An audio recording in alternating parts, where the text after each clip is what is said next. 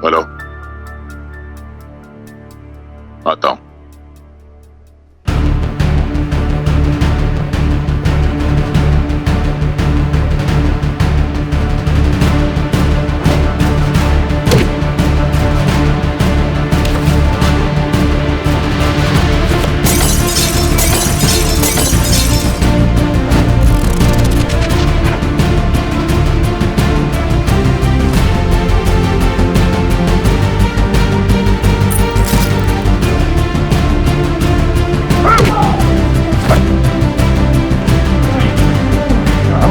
Well done Daya. Sir, result sir. बहुत अच्छा काम किया है तुमने। मैंने नहीं सर, ये तो हम सबका टीम वर्क है। चलो और भी काम है। एक कॉम्प्लिकेटेड केस आया है, उसको ताकत से नहीं दिल से सोचकर सॉल्व करना पड़ेगा। कैसा कैसा? लाजवंती मेरे कॉलेज की दोस्ती समझ लो, उसकी ये पोती अनिका है। ये बेचारी काफी मुसीबतों से घिरी पड़ी है, यहां तक कि उसके घर वाले भी उसके पीछे हाथ धोकर पड़े हैं। एक लड़की और इतनी सारी मुसीबतें, पर क्यों सर? बताता हूं। दया, अनिका की मां एक छोटी सी फार्मास्यूटिकल कंपनी की मालकिन थी। अब पता नहीं उस कंपनी में ऐसे क्या है कि वहां के आमिर लोग, नेता लोग, अंडरवर्ल्ड भी उस कंपनी पर नजर रखे हुए हैं। ये तो छोड़ो, अनिका का बाप भी कंपनी हड़प करने के चक्कर में है। तब तो सर हमें इमीडिएटली एक्शन लेना होगा। एक्शन तो लेंगे ही दया, मगर तरीका बदलना पड़ेगा। पहले अनिका की स्टोरी जाननी होगी। तो सर ये अनिका की स्टोरी शुरू कहां से होती है? मेरा मतलब है इस कहानी का पहला सिरा कहां मिलेगा? मनाली।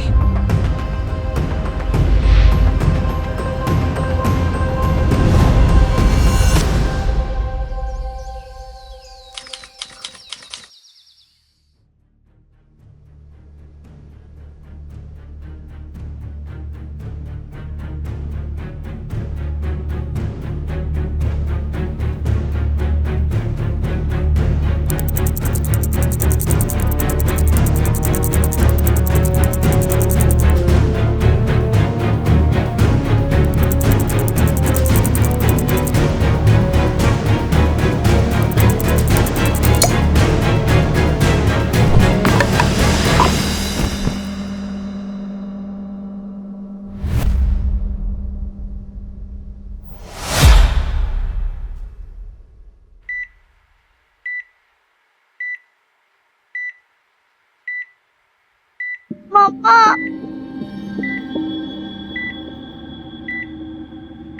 मम्मा उठो ना। पापा फिर से उस आंटी को ले आए हैं। वो पापा के साथ आपके कमरे में। मम्मा प्लीज उठो ना, मुझे बिल्कुल अच्छा नहीं लग रहा। उनको बाहर निकालो। मम्मा प्लीज ना उठो। 8 साल की नन्ही अनिका ने बेड पर पड़ी अपनी माँ को टटोला, पर आज तो उसकी माँ स्वाति ने आंखें भी नहीं खोली। अनिका ने नर्स को मशीन के बटन दबाते हुए देखा था। वैसे ही आज वो कोशिश कर रही थी कि किसी बटन के दबाने से शायद मम्मी उठ जाए और उसकी बात सुन ले, पर ऐसा कुछ नहीं हुआ।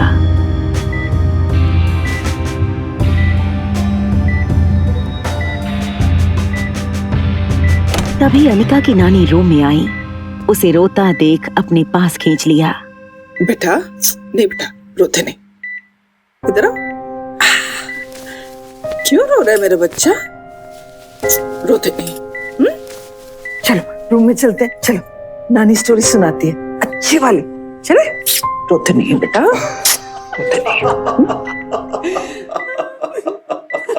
नानी ने अपने हाथों से अनिका के कान बंद कर दिए, पर अब अनिका के सब्र का बांध टूट चुका था। नहीं जाना, नहीं जाना वहां, नहीं अनिका नहीं। वो जल्दी से दौड़कर ऊपर वाले कमरे में पहुंची, पर वहां का नजारा देख उसके होश उड़ गए।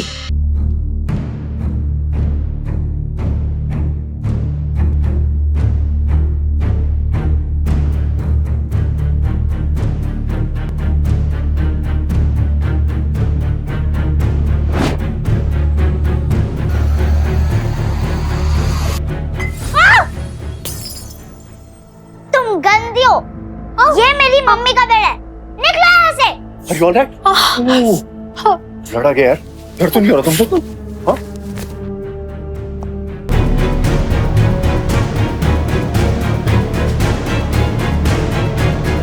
पापा उसकी माँ ने उसको बिगाड़ दिया है, मैं क्या करूँ? वो तुम्हें पता, वो लड़की लौट रही है हमारे लिए, वो लड़की लौट रही है हमारे लिए। वो जो कंपनी है उसी के नाम पर है। मनीषा चुप हो गई, पर उसकी चोट का दर्द शांत नहीं हुआ था। I can't believe this. तुम इतने फट्टू निकलोगे मुझे नहीं पता था। मैं तुम जैसे इंसान के साथ शादी नहीं कर सकती जो मेरे लिए स्टैंड भी ना ले सके। ऐसा कहकर मनीषा ने गौतम की मर्दानगी को चैलेंज किया था।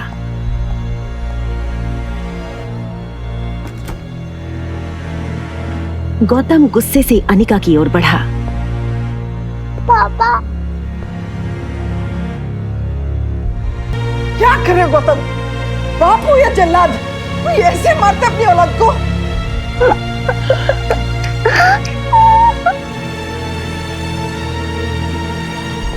नहीं बेटा, नहीं रोते।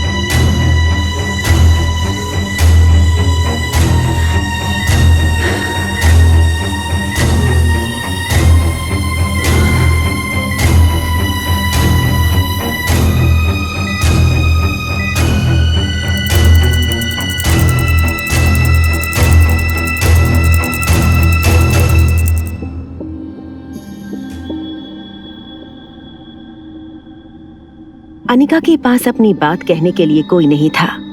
उसने अपनी डॉल को गले लगाया, पर अचानक से उसके रूम का दरवाजा खुला और उसने देखा तो पापा बाहर खड़े थे। अनिका को लगा कि पापा उसे मनाकर बाहर ले जाएंगे और आइसक्रीम खिलाएंगे। पापा तुम्हारी माँ मर चुकी है।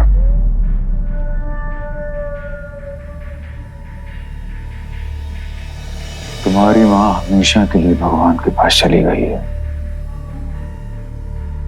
अब कभी लौट के नहीं आएगी। और मैं तुम्हारा पापा, जॉर्ज आंटी आई थी ना घर पे, उनसे शादी करने वाला हूं। मनीषा नाम है उनका। कल मनीषा और उनकी बेटी हमारे घर पर आएंगे हमारे साथ रहने के लिए, और तुमको उनकी हर बात माननी है।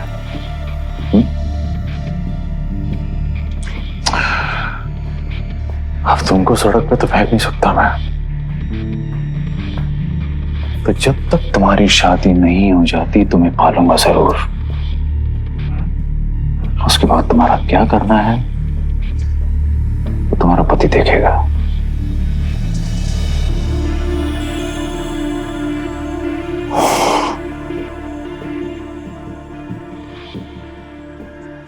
ये पहन लेना।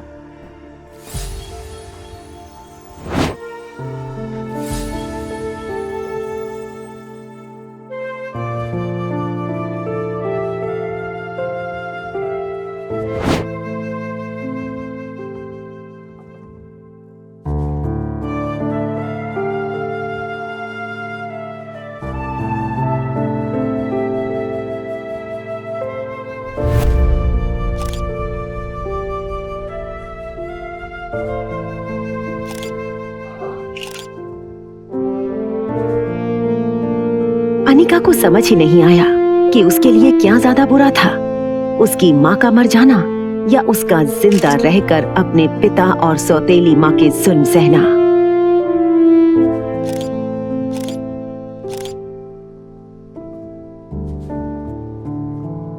अनिका,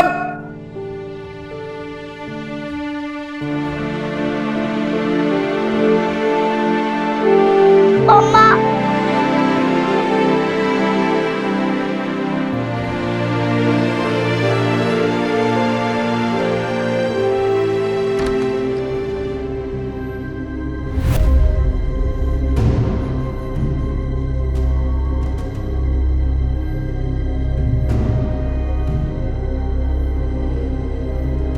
मेरी मम्मा ने कहा है कि अनिका के कमरे से मुझे जो पसंद आए वो ले लो। और तुम हो कौन? मैं कामिनी हूँ, तुम्हारी सौतेली बहन। उन्नू बहन नहीं, अगर मेरे फ्रेंड्स ने सुन लिया तो सब मेरा मजाक उड़ाएंगे, इसलिए आज से मैं इस घर की छोटी मालकिन हूँ और तुम मेरी नौकरानी।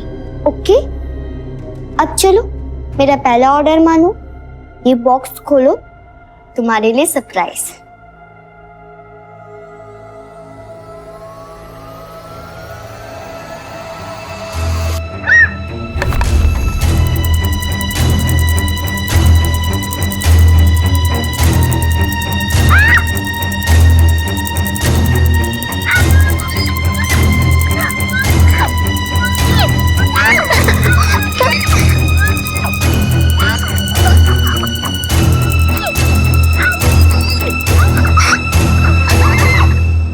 अनिका, तू ठीक है बेटा?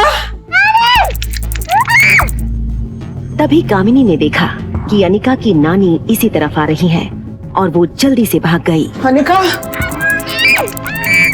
नानी ने दरवाजा खोला तो अनिका एक कोने में बैठी थी और 4 बिच्छू उसे घेरे हुए थे। अनिका,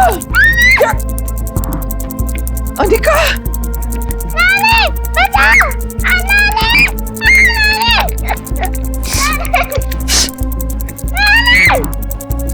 आजा, चल।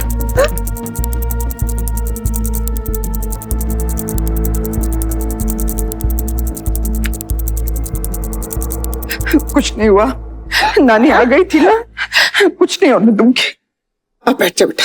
नहीं, कुछ नहीं हुआ बेटा, कुछ नहीं हुआ। ओ, भगा दिया मैंने सब बिच्छू को, है ना?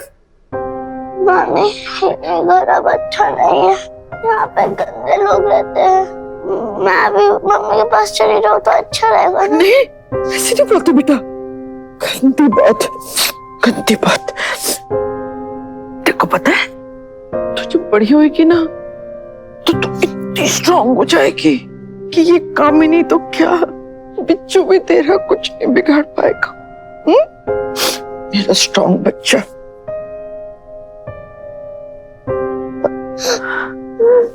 देख बेटा, तेरे पापा जो है ना, वो मुझे इस घर में नहीं रहने देंगे, लेकिन जाने से पहले ना तेरी मम्मा तेरे लिए कुछ देके गई है, मैं तेरे को वो देना चाहती हूँ। ये सिर्फ तेरे लिए बेटा। नहीं नानी, आप मुझे छोड़कर मत जाओ। नहीं बेटा, मैं तुझे छोड़कर नहीं जाना चाहती। हमारे पास ना ज्यादा टाइम नहीं है बेटा।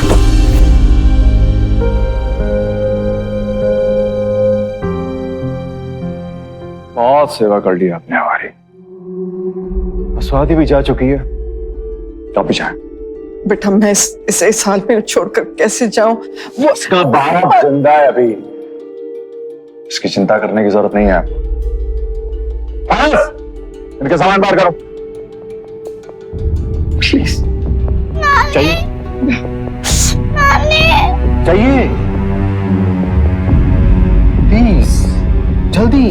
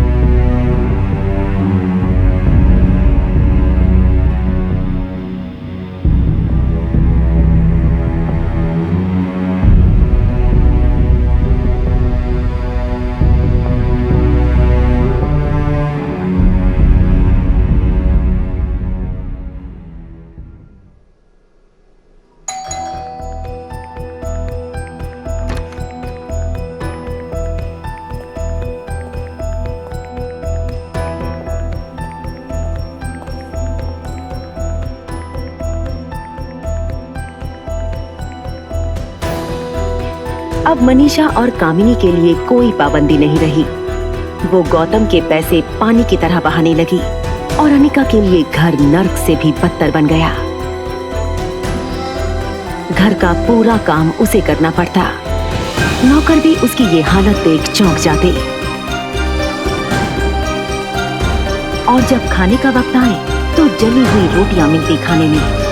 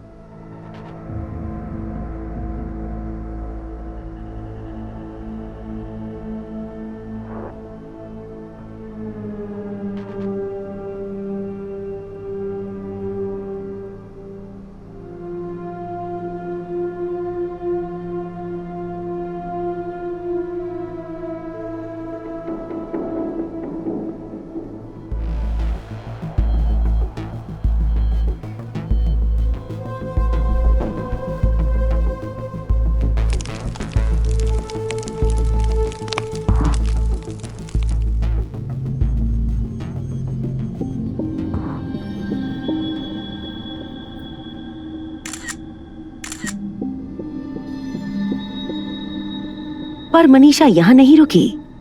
अनिका उसकी बेटी कामिनी से मुकाबले में बहुत ज्यादा सुंदर थी और ये बात मनीषा को खाती रहती थी। इसी कुढ़न के चलते मनीषा ने एक ऐसी चाल चली जिसे सुनकर शैतान भी शर्मा जाए। अनिका को खाने के बाद गोलियां मिलने लगी, कभी लाल तो कभी पीली, कभी हरी तो कभी नीली।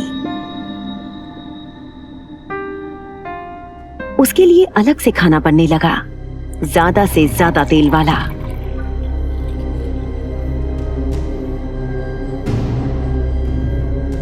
अनिका को खाना खाते ही पेट में दर्द उठता।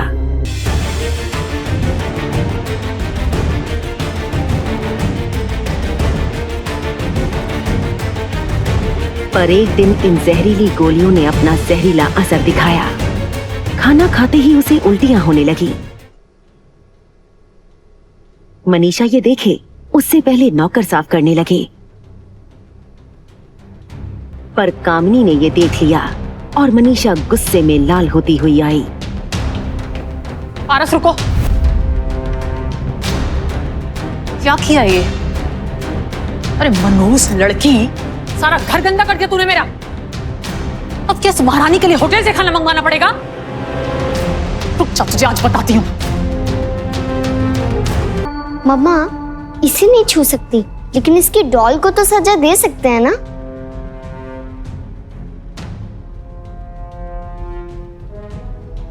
वाह कामिनी बेटा, तू तो सच में मेरा खून है। आज मैं सिर्फ देखूंगी कामिनी को पनिश हो।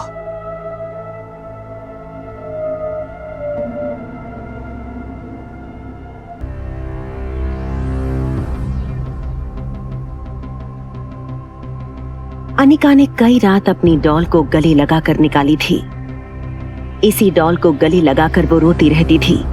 उसे लगा जैसे उसकी दोस्त को किसी ने छीन लिया हो। कामिनी, अगर तुमने मेरी डॉल को कुछ भी किया तो मैं पापा को तुम्हारी कंप्लेन कर दूंगी। क्या कर दे? वैसे भी वो तेरे पापा है ही नहीं, वो मेरे पापा हैं और उन्हें कोई फर्क नहीं पड़ता कि तेरी डॉल के साथ क्या हो रहा है। कामिनी ने एक कैंची ली और डॉल के टुकड़े कर दिए।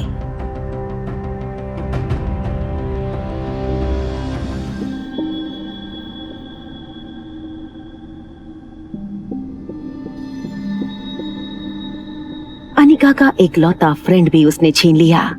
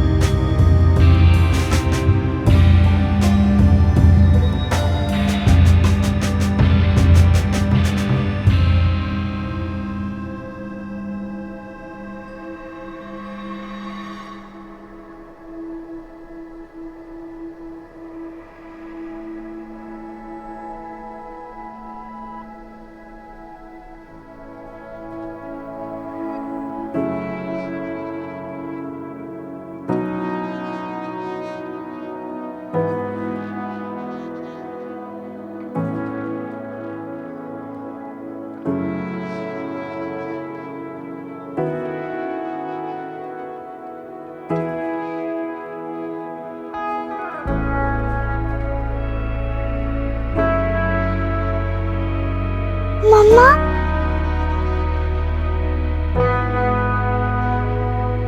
मम्मा, मुझे भी आपके साथ जाना है।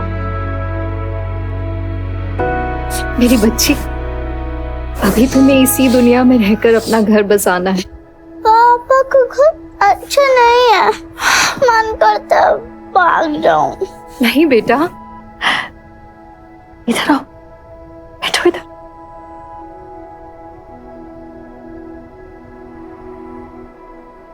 अनिका, मेरी लाडो, तुम्हें खुद को मजबूत बनाना होगा। अभी तो बहुत सारी मुश्किलों का सामना करना है मेरी बेटी को। घबराना नहीं है।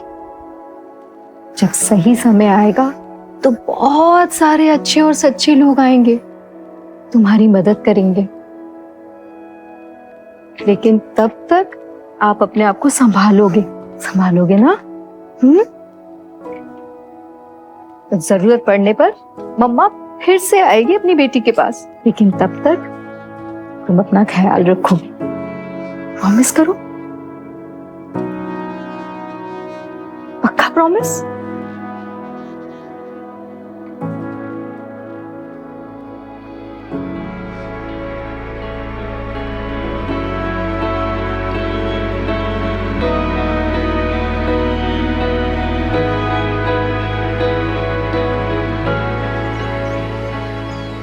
सुबह हो गई थी।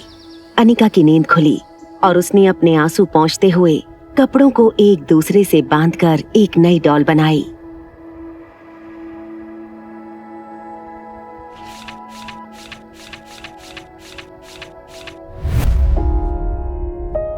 इन बीते 10 सालों में अनिका ने खुशियों का तहे दिल से इंतजार किया था और आज फाइनली वो बहुत खुश थी।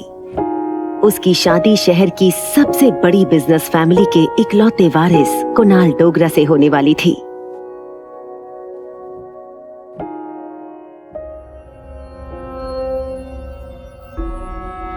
कुणाल और उसके दादाजी की आंखें फूट गई हैं क्या?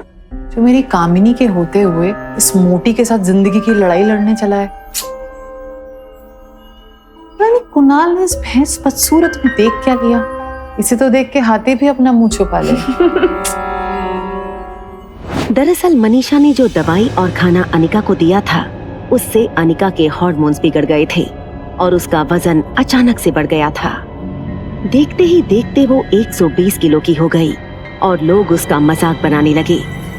मनीषा को अनिका की खूबसूरती आंखों में चुभती थी और उसने अनिका को मोटा कर दिया। देख अनिका, शादी के दूसरे ही दिन अगर तेरा पति तुझे घर से निकाल देना तो भूल के भी इस घर में कदम मत रखना।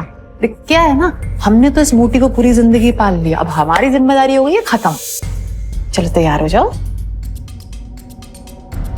वैसे कितना भी तैयार हो ले, लगेगी तू ऐसी। ताने सुन अनिका की आंखों में आंसू आ गए, पर उसको कुणाल पर भरोसा था। सर, ये है कुणाल डोगरा।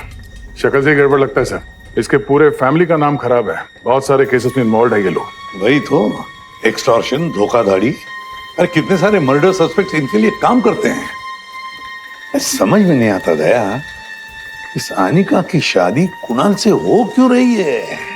कुणाल जैसा आदमी अनिका जैसे लड़की की जिंदगी तबाह करें, उससे पहले हमें रोकना चाहिए इसे। कुणाल,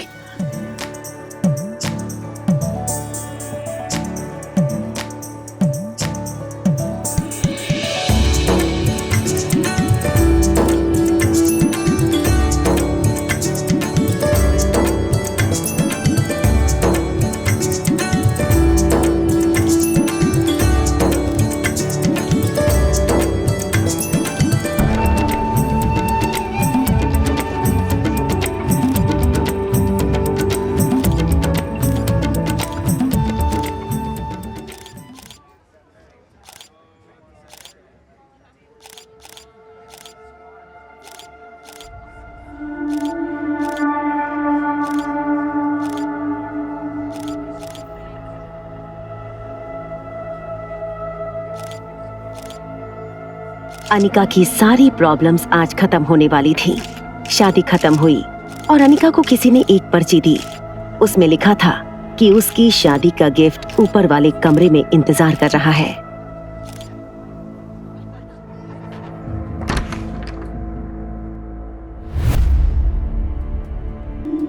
तभी वो लड़की अनिका की तरफ मुड़ी। वो और कोई नहीं, उसकी ही सौतेली बहन कामिनी थी।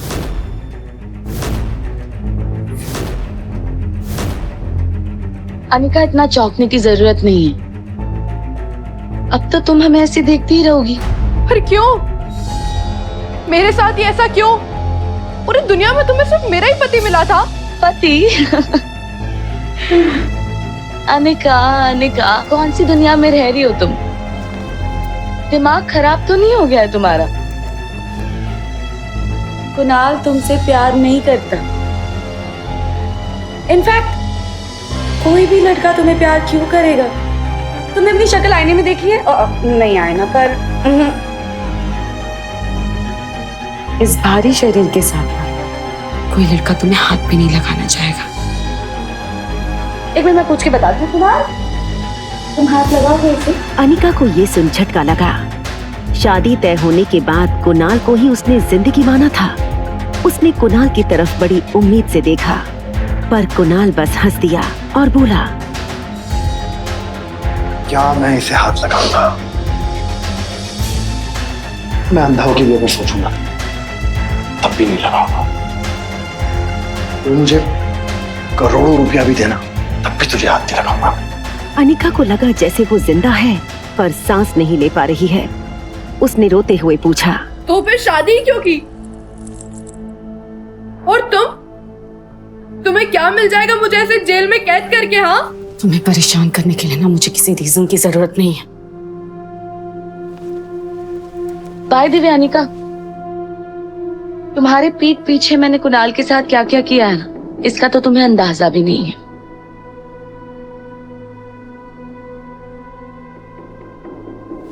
तुम सुनोगी ना तो पागल ही हो जाओगी।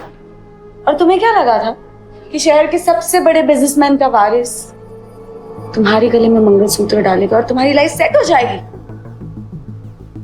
जब तक मैं हूं ना तुम्हारी जिंदगी में, मैं तुम्हें चैन से जीने नहीं दूंगी, समझी तुम?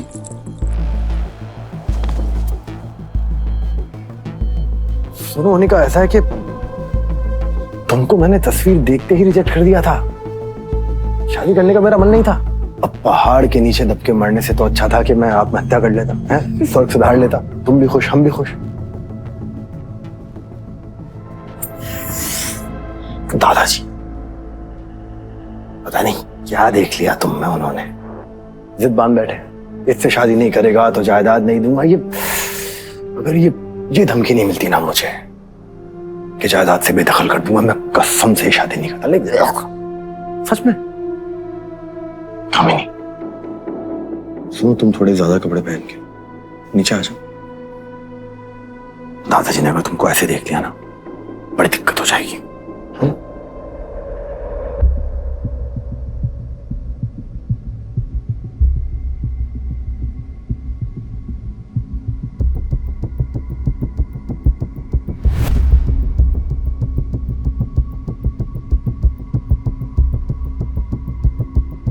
अनिका, कैसा लगा मेरा शादी का तोहफा? शादी तुम्हारी और सुहाग रात मेरी। बाय द वे, ये प्लीज हुक लगा देना ना। अनिका प्लीज। नहीं, कोई बात, मैं कुणाल से करवाऊंगी। अनिका की बर्दाश्त खत्म हो चुकी थी। उसके पेट में जोर से दर्द हुआ। वो वहीं पेट पकड़कर कुर्सी पर बैठ गई। तभी अचानक उसकी नानी अंदर आई। अनिका, अच्छा वो तू मुझे मिल गई बेटा। ये तेरी चिट्ठी, तेरी अमानत मैं कितने सालों से लेकर घूम रही हूँ। तो तू ये चिट्ठी ले और मुझे इस जिम्मेदारी से आजाद कर बेटा। क्या हुआ? तू ठीक है बेटा? इधर अनिका की आंखों के सामने अंधेरा छा गया।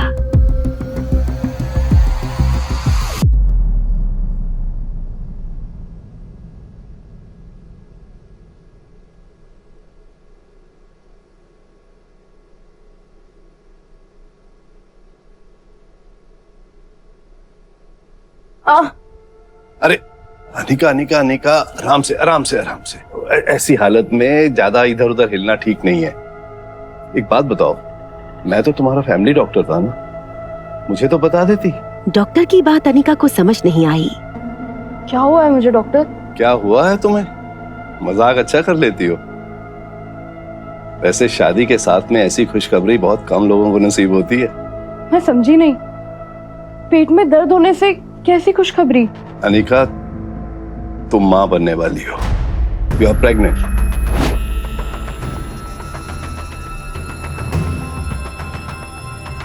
नहीं डॉक्टर, ये नहीं हो सकता है। आप क्या मजाक कर रहे हैं? It's not possible. डॉक्टर आज तक जिंदगी मेरे साथ मजाक करती आई है, और अब आप भी। आप प्लीज मुझे कोई दवाई दे दीजिए, सब ठीक हो जाएगा। लिसन टू मी, तुम प्रेग्नेंट हो और वो भी 4 महीने की। I am certain. ये सुन अनिका की रूह कांप गई, क्योंकि आज तक किसी लड़के ने उसे हाथ तक नहीं लगाया था। तो बिना किसी लड़के के करीब आए वो प्रेग्नेंट कैसे हो सकती थी? इट्स नॉट पॉसिबल, ये नहीं हो सकता है डॉक्टर। डॉक्टर प्लीज मेरी मदद कीजिए, मेरे ऊपर किसी ने कोई जादू कर दिया है। Okay okay, listen to me, don't get panic. मैं समझता हूँ ऐसे में लड़कियां अक्सर डर जाती हैं। अच्छा मेरी बात सुनो। अगर तुम ये सुनोगी तो you will feel better, you definitely feel better. ये यहाँ लगाते हैं और आप सुनो। डॉक्टर नायक ने अनिका को शांत किया और उसे पेट में पल रहे बच्चे की धड़कन सुनाई। तभी किसी की आवाज आई। अनिका, तूने हमारे पूरे खानदान की इज्जत मिट्टी में मिला दी। अनिका के पापा गौतम गुलेरिया और पति कुणाल डोगरा वहां पहुंच चुके थे। प्रेग्नेंट और 4 महीने की। पापा मेरा यकीन कीजिए, मैंने कुछ नहीं किया है। स्वेर पापा, मैंने कुछ नहीं किया है। यकीन करो, तूने कुछ नहीं किया। तो जो तेरे पेट में 4 महीने का बच्चा है वो क्या जिनिया दूध डाल के गया है? पापा मुझे नहीं पता। शादी के लिए मना क्यों नहीं किया? हाँ? मेरी मजबूरी थी, मेरे दादाजी ने मजबूर किया था शादी के लिए। तुम्हारी क्या मजबूरी थी? 4 महीने का बच्चा पेट पे लेके मेरे साथ खेलने लिए तूने। Shame on you. इस रूम में अगर किसी को शेम करना चाहिए ना तो वो तुम हो कुणाल। ठीक है, हटो यहाँ से। गौतम जी, मेरे पूरे खानदान की इज्जत दांव पे लगी इस लड़की की वजह से। तो अब जरा बताएं कि करना क्या है। ये सुन अनिका बेहद डर गई थी। गौतम जी नहीं। गौतम, पीछे। बीच में नहीं, ये इज्जत का सवाल है। पीछे। पापा नहीं। कुणाल छोड़ो मुझे। पापा।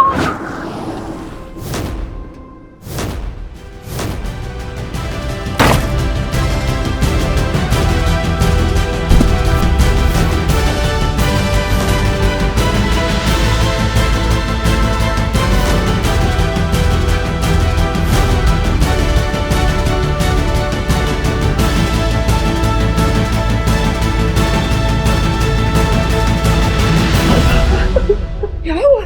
ठीक है, बैठ इधर बैठ।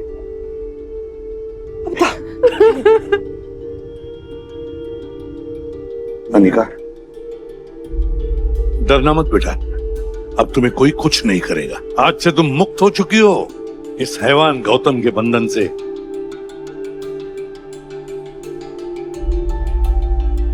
इसके बारे में तो हमारे पास ऐसा राज है जिसकी वजह से तो ये बहुत उछल रहा था। चीफ की बात सुन गौतम का गला सूख गया। अनिका, तुम्हें एक ऐसी बात बताने जा रहा हूं जिससे शायद तुम्हें सदमा पहुंच सकता है। तुम्हारी मां इस गौतम के बारे में ऐसा सच जानती थी कि अगर वो समाज के सामने ले आती तो ये किसी को भी मुंह दिखाने के लायक नहीं रहता, और शायद उसी वजह से उसकी जान चली गई। तुम जो कोई भी हो, हमारे मामले में दखल मत दो। मेरे रहते मेरे बॉस के ऊपर कोई हाथ लगाए और उसके शरीर से उसका हाथ जुड़ा हुआ हो, ऐसा हो नहीं सकता। आइंदा ये गलती करेगा ना, ये हाथ तोड़ के दूसरे हाथ में दे दूंगा, समझा? हाथ छोड़, हाथ छोड़, हाथ छोड़। चल वहां पे, आगे से चल। तुम लोग आके रोको। अरे क्यों आए हो, क्या चाहते हो? शायद ये पहचानता नहीं है हमें। वो अपने पापा गौतम की तरफ बढ़ी और उसकी गर्दन पर वो चाकू रखकर बोली, बस बहुत हो गया। या तो अब आप सच बताएंगे या फिर ये लोग।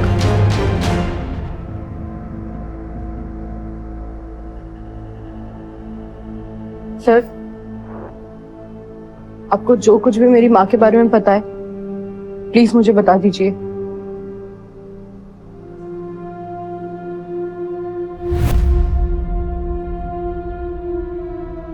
सर, अनिका की माँ की मौत से पर्दा उठाइए ना।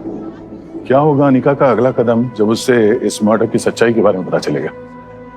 एक बात समझ में नहीं आ रही है कि अनिका के माँ ने उस खत में क्या लिखा था जिसकी वजह से अनिका की जिंदगी बदल गई। सर, शायद इस लेटर के जरिए हमें ये पता चल जाए कि कुणाल के दादाजी कुणाल की शादी अनिका को देखने के बाद भी कुणाल के साथ क्यों करवाना चाहते थे। कहीं इसके पीछे कोई चाल तो नहीं थी उनकी? इन सारे सवालों का जवाब जानने के लिए डाउनलोड कीजिए पॉकेट FM और सुनिए अनिका की राज भरी कहानी, एक लड़की को देखा तो।